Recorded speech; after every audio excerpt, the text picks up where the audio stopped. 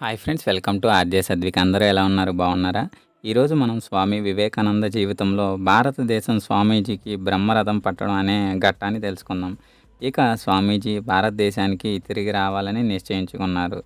Nepal's అనే ఊరి నుండి స్వామీజీ తన శిష్యులు గుడ్విల్ సేవియర్ దంపతులతో భారతదేశానికి తిరిగి ప్రయాణమయ్యారు.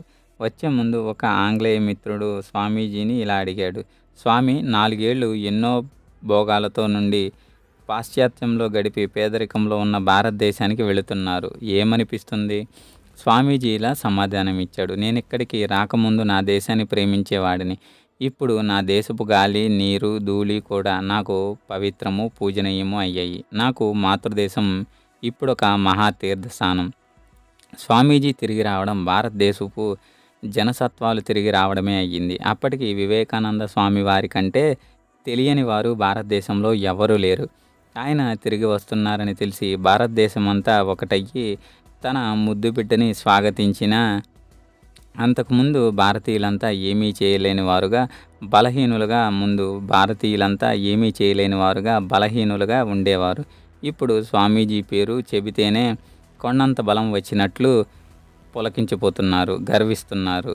శ్రీ అరవిందుని మాటల్లో చెప్పాలంటే వివేకానందుని అపూర్వ విజయం భారతదేశం మేల్కొనే ఉన్నదని, కేవలం పునర్జీవనం చెంది జీవించి ఉండడానికే కాదు, ప్రపంచాన్ని జయించడానికి కూడా తయారుగా ఉందని తెలుస్తుంది. 1897 అది జనవరి 17వ తారీఖున ఓడ అప్పటికి బ్రిటిష్ ఇండియాలోని కొలంబోలో చేరింది. మళ్ళీ తన పవిత్ర భారత భూమిపై కాలు పెట్టగలుగుతున్నానని స్వామీజీ మనసు ఆనందంతో పొంగిపోయింది. స్వామీజీ స్వాగతం పలకడానికి భారతదేశ ప్రజలు చేసిన స్వాగత సన్నాహాల గురించి వారికి తెలియదు.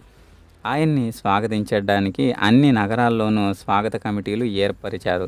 వార్తాపత్రికలు ఎన్నో సంపాదకీయాలు వ్రాశారు. స్వామీజీ సోదర సన్యాసులతో ఒకరు అయినా స్వాగతించడానికి కొలంబో వెళ్ళారు. ఎంతోమంది పెద్దలు, ప్రముఖులు స్వామీజీని దారి పొడవునా వేచి ఉన్నారు. స్వామీజీ కొలంబో ఓడరేవు చేరుకుని చూస్తే అశ్లేష జన సముద్రం ఆయన్ని దర్శించడానికి, స్వాగతించడానికి వేచి ఉన్నది. దగ్గరగా ఉన్న వారందరూ ఆయన పాదాభివందనం చేయడానికి ముందుకొచ్చారు. ఒక్కరొక్కరును తోసుకుంటూ వెళ్ళారు. పెద్ద ఊరేగింపు మొదలైంది.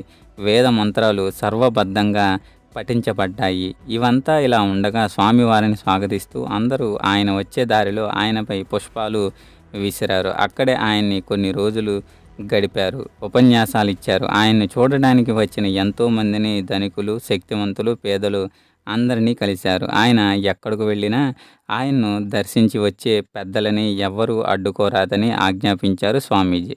కొలంబో నుంచి మద్రాసుకు స్టీమర్లో వెళ్ళాలని నిర్ణయించుకున్నాడు. ఆ ప్రాంతంలో అనేక నగరాల్లో కొన్ని నిమిషాలైనా గడపవలసిందేనని అభ్యర్థన పూర్వక తంతులు కుప్పలుగా రావడంతో విరమించుకుని రైలు ప్రయాణం మరియు గుర్రపు బండ్ల ద్వారా ఆ ఊరిలోకి సందర్శించారు.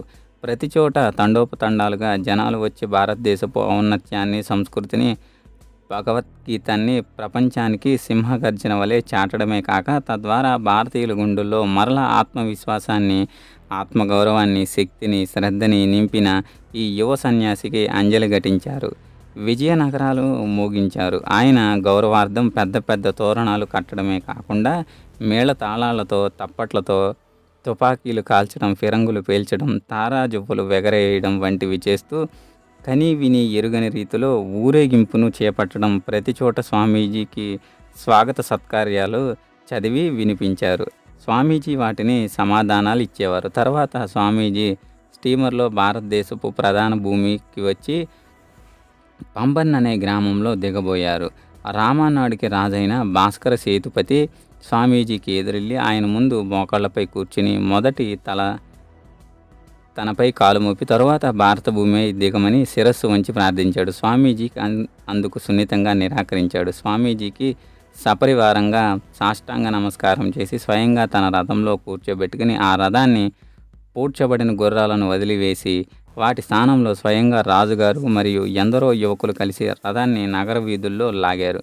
మరుసటి రోజు స్వామీజీ రామేశ్వర మందిరానికి వెళ్ళారు. 4 ఏళ్ల క్రితం ఊరు వేరు లేని సన్యాసి అక్కడికి రావడం గుర్తుకు వచ్చింది. ఇప్పటికీ అప్పటికి ఎంత తేడానో.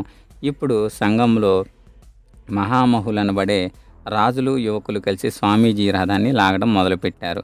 వారందరూ స్వామీజీ వారికి ఏదో ఒక చిన్న సేవైనా చేసేందుకు పోటీ పడుతున్నారు. ఈ విజయయాత్ర కొనసాగుతుంది. రామనాడు, మదురై, కుంభకోణం వంటి ఎన్నో మహాపట్టణాలు స్వామీజీ మద్రాసు చేరుకున్నారు.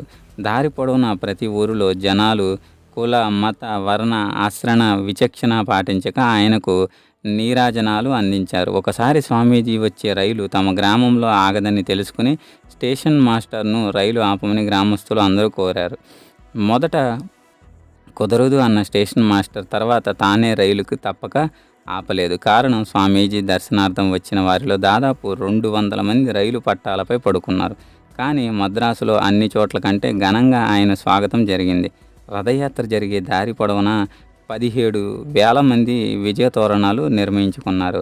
ఇసుక వేస్తే రాలనంత జనం మైళ్ళు తరబడి, గంటల తరబడి ఎండలో నుంచుని ఒక్కసారి స్వామీజీ దర్శనం జరిగితే చాలు అని వేచి ఉన్నారు. అక్కడి సభల్లో అన్ని భాషల వారు తమ స్వాగత పత్రాలను చదివి వినిపించారు. సభాంగణం నిండి బయట మైళ్ళు తరబడి నుంచున్నారు ప్రజలు. నిరాశకు గురికాగా ప్రజలు మనిషినైనా స్వామీజీ వివేకానందుడు బయటికి వచ్చి ఆ రథం సారథి కూర్చునే చోట నిలుచుని గీతా కృష్ణుడి వలె అశేష భారత ప్రజలను ఉపన్యసించాడు. నా ప్రియాతి ప్రియమైన ప్రజలారా, అమృత పుత్రులారా, ఋషి బిడ్డలారా, నేడు జరుగుతున్న సన్యాసము మర్యాద ఏ రాజకీయ నాయకుడికో, ఏ వ్యాపారవేత్తకో, ఏ కళాకారుడికో, ఏ ధనవంతుడికో జరుగుతుందో కాదు. రేపటి రోజు భోజనం ఉంటుందో లేదో తెలియని భగవంతుడిని హృదయంలో నింపుకుని జీవించే ఒక దేశ దిమ్మరినైన సన్యాసికి జరుగుతుంది. భారతదేశం యొక్క ఆయువు పట్టు దాని ఆధ్యాత్మిక భగవన్నామ జీవితంలోనే ఉన్నదనడానికి ఇంతకంటే గొప్ప నిదర్శనం మరొకటి ఉండదు. లేవండి, మేలుకోండి, మనుషులవ్వండి. మనం బానిసలమని, ఎందుకు పనికిరానమని, మన పూర్వీకులు చెప్పిందంతా అబద్ధమని ఎవడో బయటకు వచ్చి చెప్పగానే నిజమని నమ్మి వాడి బూట్లు తొడవటం ఎంత హేయం, ఎంత దయనీయం. నా భారతదేశం యువ కిషోరులారా, నా ఆశలన్నీ మీపైనే ఉన్నాయి. మీరు అనంత శక్తి సంపన్నులు. దేనినైనా సరే సాధించగల శక్తి యువకులు మీలో ఉన్నది. మీరు గొర్రెలని అనుకోవద్దు, సింహాలు మీరు. మీరు లేచి జూలు విదిలిస్తే, ఒక్కసారి గాండ్రిస్తే యువతలో నక్కల వలె చుట్టుముట్టిన బలహీనులందరూ దుష్టశక్తులు మిమ్మల్ని చూసి మీ సింహనాదాన్ని విని గుండెలు జారి పారిపోతారు. లేవండి, మేల్కోండి, గమ్యం చేరే వరకు విశ్రమించకండి అని పిలుపునిచ్చారు. దేశ రాజధాని అంటే కలకత్తా నగరానికి వెళ్ళిన సంఘటన కూడా తెలుసుకుందాం. వివేకానంద స్వామి ఈ స్వాగత సత్కారాలతో, ఉపన్యాసాలతో, రాత్రింబవళ్ళు జనాల రాకపోకలతో, మర్యాదలతో ఎంతో అలసిపోయారు. వీటిని తప్పించుకోవడానికి కలకత్తాకి రైలు దారిలో కాక నేరుగా స్టీమర్లో వెళ్ళడానికి నిశ్చయించుకున్నారు. ఆయనతో పాటు వచ్చిన ఒక పాశ్చాత్య శిష్యుడు ఇలా చెప్పారు: ఆ మర్యాదలతోనే చచ్చిపోతున్నామేమో. ఉదాహరణకి స్వామీజీ కొబ్బరి నీళ్లు తాగడం మంచిదని ఒక వైద్యుడు చెప్పడం తెలుసుకుని మా ఓడలో కొన్ని వేల కొబ్బరి బొండాలు ఎక్కించారు. ఇక అర్థం చేసుకోండి. దారిలో స్వామీజీ కొంత విశ్రాంతి తీసుకున్నారు. ఇక బెంగుళూరులో కిండర్పూర్ అనే చోట ఓడ ఆగింది. అక్కడ నుండి స్వామీజీని ఒక విశేషమైన రైల్లో సిలాడ్ స్టేషన్కి తీసుకువెళ్ళారు. అక్కడి 1000 మంది ఆయన్ను స్వాగతించడానికి వేచి ఉన్నారు. ఆ పూలమాలలు, జయజయధ్వానాలు, పాదాభివందనాలు జనాల మధ్య బయటకు చేరడమే గగనమైపోయింది. బయట వేచి ఉన్న విశేష రథం స్వామీజీని ఎక్కించి యువకులు, విద్యార్థులు వీధుల గుండా లాగారు. పూలు, తోరణాలు, మేళతాళాళ్ళు మైళ్ళ కొద్దీ చల్లారు. అప్పటికి బారానగరం నుండి అలం బజార్కి మారిన మఠాలు రాత్రులు తన సోదర సన్యాసులు గడుపుతూ, పగళ్ళు కాశీపూర్లోని ఒక పెద్ద ఇంట్లో ఉంటూ అన్ని రకాల ధర్మ నామర్థాలు కలిపేవారు స్వామీజీ. ఒక వారం రోజుల తర్వాత ఒక గొప్ప సభను ఏర్పాటు చేసి సన్యాసించారు. కలకత్తా ప్రజలందరూ తర్వాత సుప్రసిద్ధమైన తన ప్రసంగాలలో ఒకదాన్ని స్వామీజీ ఈ సందర్భంగా చేశారు. తర్వాత కలకత్తాలో భారత ధర్మ పునరుద్ధానికై, భారతదేశం మేల్కొని అన్ని రంగాల్లో అభివృద్ధి చెందడానికై చేయవలసిన పనులు ఏమిటో వివరించాడని అంశంగా చేసుకుని పలు చోట్ల ఉపన్యసించారు. స్వామీజీ కలకత్తా వచ్చాక శ్రీరామకృష్ణుల జన్మదినోత్సవం అందరూ జరుపుకున్నారు. ఎంతోమంది ప్రజలు ఆ ఉత్సవంలో పాల్గొన్నారు. స్వామీజీ దక్షిణేశ్వర వెళ్ళారు. అక్కడ ఒక చోట నుండి మరొక చోటకు వెళుతూ పూర్వ సంస్కృతిలో గడిపారు.